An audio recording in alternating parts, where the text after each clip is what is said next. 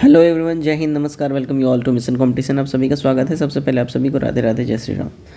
So friends, देखिए 17वीं BPSC है ना, जब से इसका नोटिफिकेशन आया तब से ये पता नहीं किस ग्रह नक्षत्र में ये इसका नोटिफिकेशन आया था, विवादों में ये घिरा रहा है। ठीक है, स्टार्टिंग में देखिए फॉर्म मतलब एक्स्ट्रा डेट देने के लिए, ठीक है, क्योंकि लगभग 80,000 90,000 छात्र छूट गए थे। उसके बाद फिर धरना प्रदर्शन हुआ कि डेट एक्सटेंड होना चाहिए, डेट एक्सटेंड नहीं हुआ, सेम डेट में ही एग्जामिनेशन हुआ। फिर बात हुआ कि भाई पेपर लीक हो गया, उसके लिए धरना प्रदर्शन कि भाई री एग्ज़ाम लिया जाए, री एग्ज़ाम लिया जाए। तो आयोग ने नहीं माना और जो केवल एक बापू परीक्षा परिसर को जो कैंसिल किया था उन्हीं का ही री एग्ज़ाम हुआ, पूरा का नहीं हुआ। अब छात्र जो हैं अभी देखिए हाई कोर्ट में ये पूरा मामला है, ठीक है, वहाँ पे चल रहा है वर्डिक्ट वगैरह। और अभी आप सब जान रहे होंगे, अभी इस बीच में एक न्यूज़ ये चल रहा है कंटिन्यूसली कि बीपीएससी जो है क्या काम की है 4 जनवरी वाले पेपर में, ठीक है, जो 4 जनवरी को पेपर हुआ री एग्ज़ाम, उसमें बीपीएससी ने क्या किया, ऐसा चल रहा है बहुत सारे यूट्यूब चैनल्स पे कि जो बचा हुआ पेपर था ना 13 दिसंबर वाला, उसी को ही यूज़ कर लिया गया है।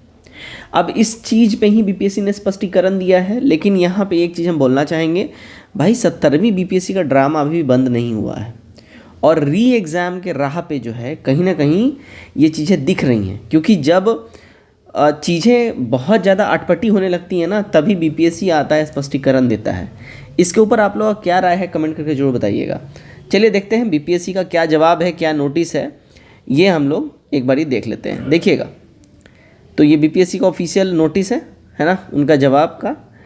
कुछ कोचिंग संचालकों द्वारा तथाकथित सोशल मीडिया पर भ्रम फैलाया जा रहा है कि दिनांक 4/1/2025 को आयोजित एकीकृत 17वीं संयुक्त प्रारंभिक प्रतियोगिता परीक्षा पुनः परीक्षा में प्रश्न पत्र का नया सेट प्रिंट नहीं कराकर दिनांक 13/12/2024 को आयोजित प्रारंभिक परीक्षा हेतु प्रिंट कराए गए प्रश्न पत्र के सेट में ही उपयुक्त अनयूज्ड प्रश्न पत्र सेट का उपयोग कर लिया गया। अब देखिए होता क्या है कि किसी भी एक एग्ज़ाम के लिए लगभग 4 से 5 डिफरेंट टाइप्स के सेट जो हैं ये प्रिंट होते हैं, ठीक है, और उसमें से कोई एक है ना यूज़ होता है पर्टिकुलर एग्ज़ाम में। तो बाकी सारे जो सेट होते हैं वो जो क्वेश्चन पेपर का जो ट्रेजरी होता है, जो कि बिल्कुल ही जिसको स्ट्रांग रूम कहा जाता है, वो स्ट्रांग रूम में स्टोर कर दिया जाता है, वो हर जिला में रहता है, ठीक है, और बेसिकली एक तरीके से अनयूज्ड है वो, अब वो किसी काम का रहता नहीं है।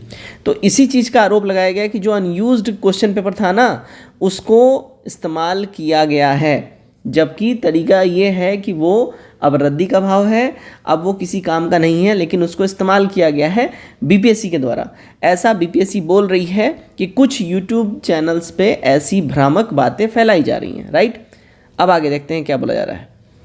उक्त के संदर्भ में आयोग स्पष्ट करता है कि दिनांक 4/1/2025 को आयोजित पुनः परीक्षा हेतु आयोग के प्रावधानुसार अभ्यर्थियों की संख्या के अनुरूप 3 नए प्रश्न पत्र सेट प्रिंट कराए गए एवं एलिमेंट ऑफ सरप्राइज के तहत एक सेट प्रश्न पत्र का चयन कर पुनः परीक्षा में उपयोग किया गया।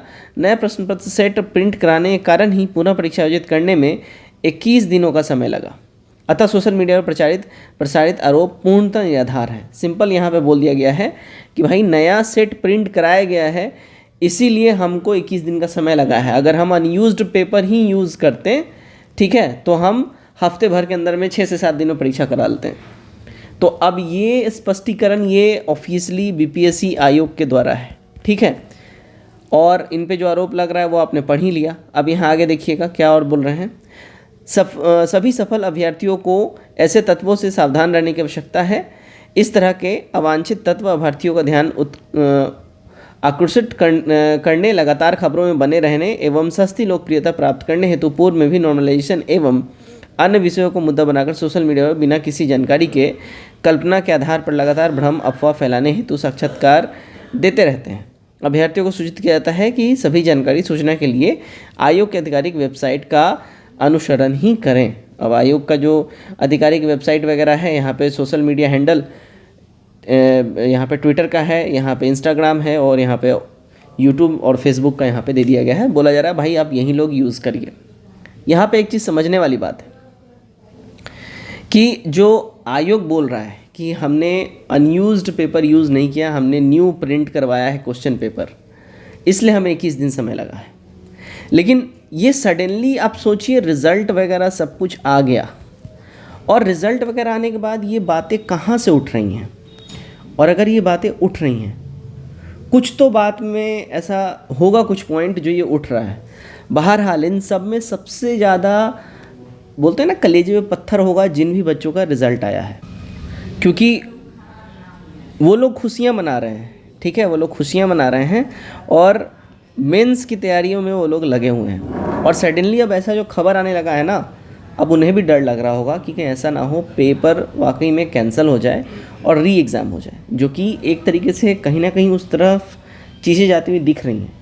आयोग को फाइनली आके इसके ऊपर क्लेरिफिकेशन देना पड़ा है। आप खुद सोचिए, इसके ऊपर आपका क्या राय है, कमेंट करके ज़रूर बताइएगा और वीडियो को शेयर करिए अपने मित्रों में। जय हिंद।